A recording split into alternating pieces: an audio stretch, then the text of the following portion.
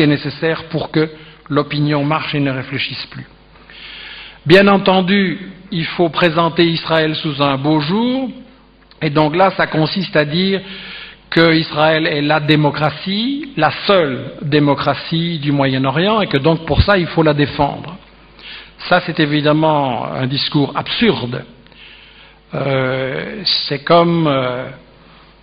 comment voulez-vous accepter l'idée qu'une démocratie s'amène là en Palestine en 1948, vient dire Dieu a dit que nos grands-parents étaient là il y a 2000 ans, donc nous on revient, vous sortez, et tous les gens on les place dans des tentes ou dans des bidonvilles où on les condamne à l'exil.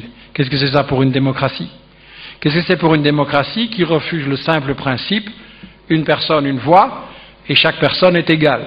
C'est en réalité pas une démocratie, c'est un apartheid, et c'est comme j'ai eu la possibilité pour une fois de le dire à la télévision, et comme je le maintiens, Israël est l'État le plus raciste au monde. Israël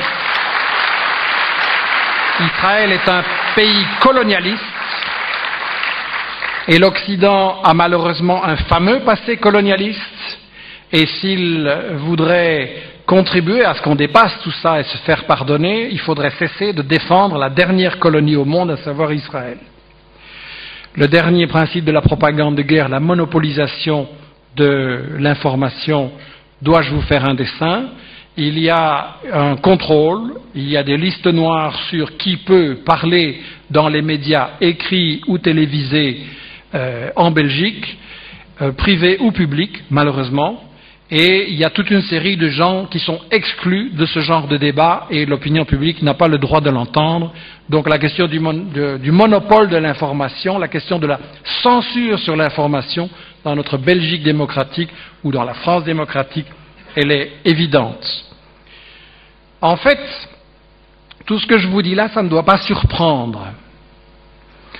On ne doit pas se poser la question, mais comment ça se fait que les médias se trompent ou sont comme ça, avec des préjugés, des partis pris? C'est normal, c'est un système qui fonctionne comme ça.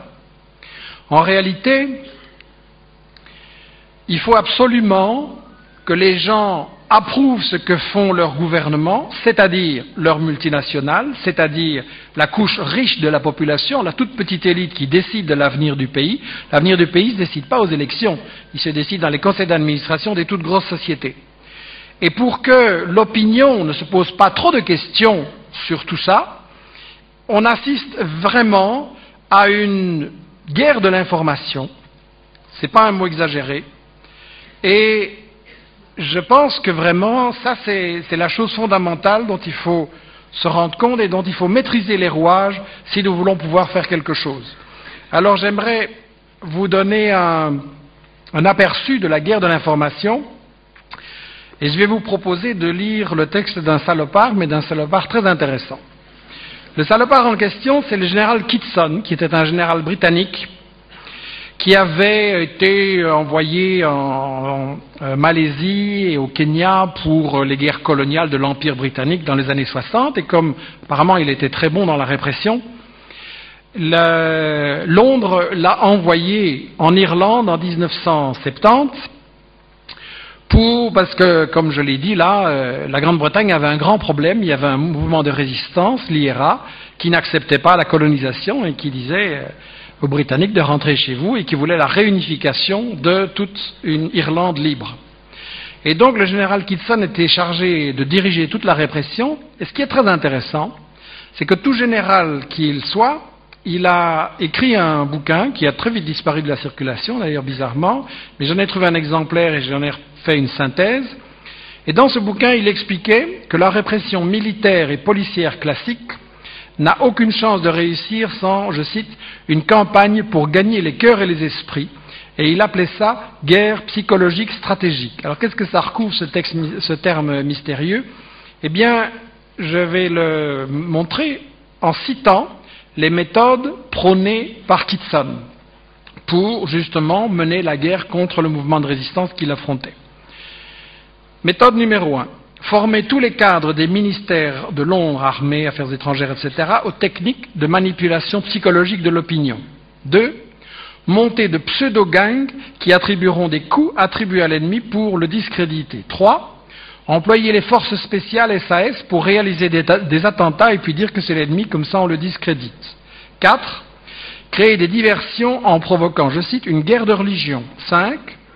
Fabriquer de faux documents, black propaganda, qu'on attribuera à l'ennemi pour le discréditer. 6. Infiltrer des agents ou recruter des traîtres dans les organisations de l'adversaire pour provoquer des scissions. 7. Militariser l'info de la BBC et censurer totalement le point de vue adverse. 8. Filtrer l'information à destination de la presse internationale et s'y assurer des complicités. 9. Fournir des documents photographiques pour influencer l'opinion. 10. Utiliser des journalistes comme espions sur le terrain. 11. Utiliser la musique pour attirer des jeunes avec un message apparemment dépolitisé. Et 12. Mettre en place de faux mouvements spontanés qu'on présentera comme neutres et indépendants, mais qu'on financera pour affaiblir le soutien au camp adverse. C'est un général qui parle, et c'est un général là qui montre comment les services secrets et l'appareil de répression en général considèrent la bataille médiatique, la bataille pour l'opinion, comme la première de toutes les batailles. Excusez-moi, la mère de toutes les batailles. Je pense vraiment que c'est la bataille de l'information. Alors, pour conclure par rapport à ce que ces 5 principes de la propagande de guerre, leur application à Israël et le cadre de la guerre de l'information dans laquelle tout ça se place, la question qui nous préoccupe maintenant, c'est qu'est-ce que nous pouvons faire avec tout ça? Parce que je rejoins tout à fait l'orateur précédent quand il a dit pleurer, ça ne sert à rien. Et se retrouver ici entre convaincus, c'est très bien, et on est très content d'être ensemble.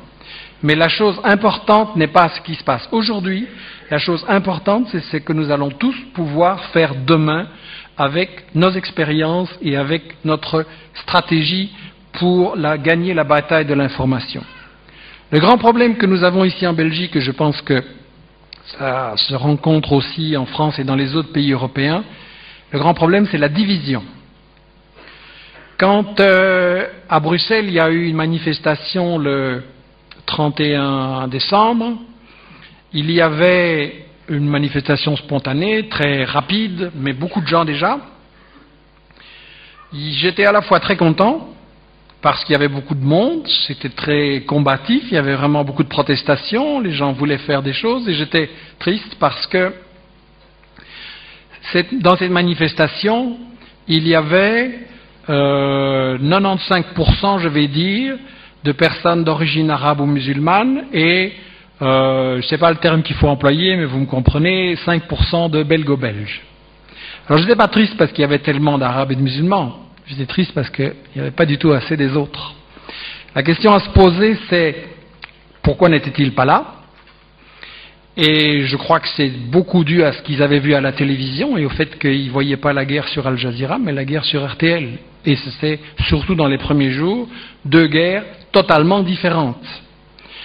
Au début, on ne montre pas l'intensité des massacres et des crimes.